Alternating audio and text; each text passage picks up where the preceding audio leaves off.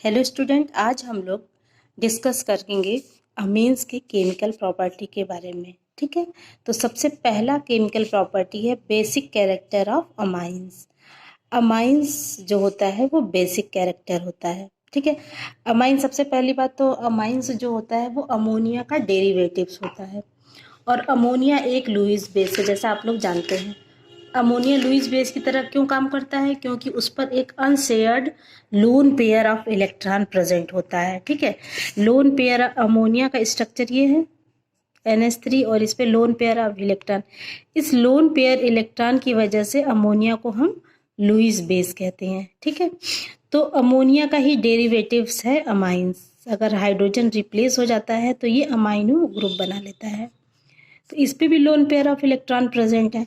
तो इसकी वजह से अमीनो ग्रुप यानी कि जो अमाइंस है वो भी क्या कहलाता है? लुईस बेस कहलाता है। ठीक है, अब ये अगर बेस है तो ये एसिड के साथ न्यूट्रलाइजेशन रिएक्शन देता है जैसे प्राइमरी अमाइन है। ठीक है, ये किसी एक मिनरल एसिड है HX, एक्स का मतलब हो गया हेलोजन, चाहे वो HCl हो चाहे वो हाइड्रोजन ब्रोमाइड हो।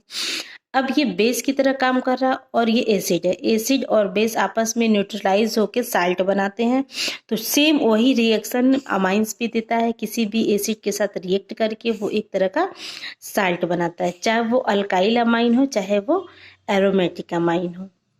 ठीक है, जैसे ये एरोमेटिक अमाइन है जिसे एनिलीन बोलते हैं, ये HCl के साथ रिएक्ट करके एनिलीनियम क्लोराइड यानी ये भी एक तरह का साल्ट बना रहा है।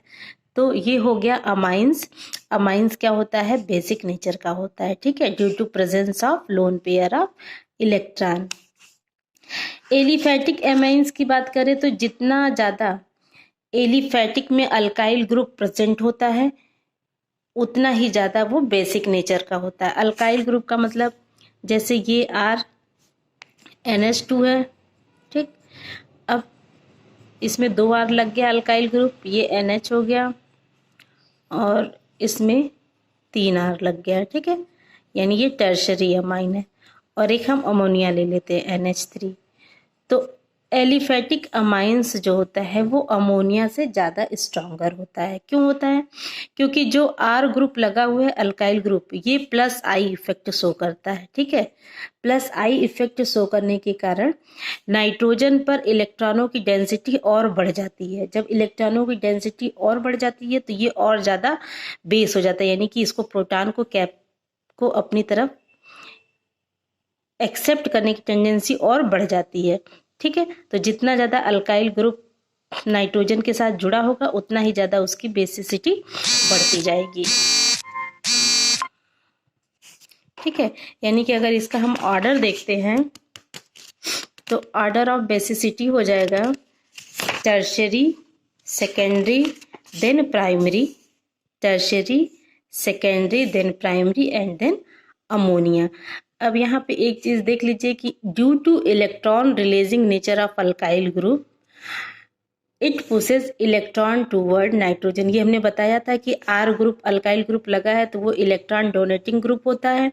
ठीक है, जिसकी वजह से इलेक्ट्रॉन को वो जो है नाइट्रोजन की तरफ डोनेट करेगा। ठीक है, जैसे मान लीजिए ये R है तो ये क्या करेगा? +I इफेक्ट शो करता है। +I का मतलब ये जितने भी इलेक्ट्रॉन डेंसिटी है ये नाइट्रोजन अपनी तरफ ये खींच लेगा। ठीक है, ये इलेक्ट्रॉन अपने नाइट्रोजन को डोनेट करेगा। तो नाइट्रोजन के पास already lone pair of electron है, प्लस ये +I इफेक्ट शो करने के कारण इसकी डेंसिटी को और इंक्रीज कर दे रहा है, बढ़ा दे रहा है। ठीक है, बढ़ाने के साथ साथ क्या होता है कि जो sharing makes the unshared electron pair more available for sharing with the proton of the acid. Acid के प्रोटॉन के साथ ये इलेक्ट्रॉन जो है शेयर करने के लिए और अवेलेबल हो जाते हैं। ठीक है, ठीक है, इसका इसीलिए जो है ये अल्काइल अमाइन जो होते हैं वो स्ट्रॉन्गर बेस होते हैं अमोनिया की अपेक्षा। Basic nature of aliphatic Amin should increase with increase in the number of alkyl group. हमने अभी बताया है कि जितना अमीनो ग्रुप में अल्काइल ग्रुप लगेगा उतना ही ज़्यादा बेसिसिटी बढ़ती जाएगी। यानी कि अगर हम देखते हैं गैसियस फेज में बेसिसिटी अमाइंस का, तो सबसे ज़्यादा टर्शरी अमाइन होगा, फिर सेकेंडरी अमाइन होगा, फिर प्राइमरी एंड देन अमोनिया। अब सॉल्युबिलिटी की बात करते हैं। सॉल्युबिलिटी जो होता है वो इनवर्सली प्रोपोर्शनल होता है साइज के, यानी साइज के इनवर्सली प्रोपोर्शनल होता है। यानी कि अगर हमारा साइज बड़ा होगा किसी भी एटम का या मॉलिक्यूल का, तो उसकी सॉल्युबिलिटी बहुत कम रहेगी। ठीक है, ये इनवर्सली प्रोपोर्शनल होता है। Lesser the size higher the solubility, higher the size lesser the solubility. यानी साइज अगर छोटा होगा तो वो सॉल्युबल होगा वाटर में, साइज बड़ा होगा तो सॉल्युबल नहीं होगा। ठीक है, तो अब अमाइंस की हम बात करते हैं। तो अमाइंस में सबसे छोटी साइज किसकी है? प्राइमरी अमाइन की साइज छोटी है, यानी कि ये सबसे ज़्यादा सॉल्युबल होगा। ठीक, और प्लस नाइट्रोजन हाइड्रोजन तो है ही, प्लस अगर वाटर में इसको डिसॉल्व करते हैं तो यहाँ पे हाइड्रोजन बॉन्डिंग होती है, जिसकी वजह से ये और सॉल्युबल हो जाता है। तो सॉल्युबिलिटी की बात करें तो सबसे ज़्यादा प्राइमरी अमाइन सॉल्युबल होगा, फिर secondary and then tertiary amine soluble होगा। तो इसको एक बार फिर से देख लेते हैं। Decreasing order of extent H bonding in water, order of stability of ions by solution.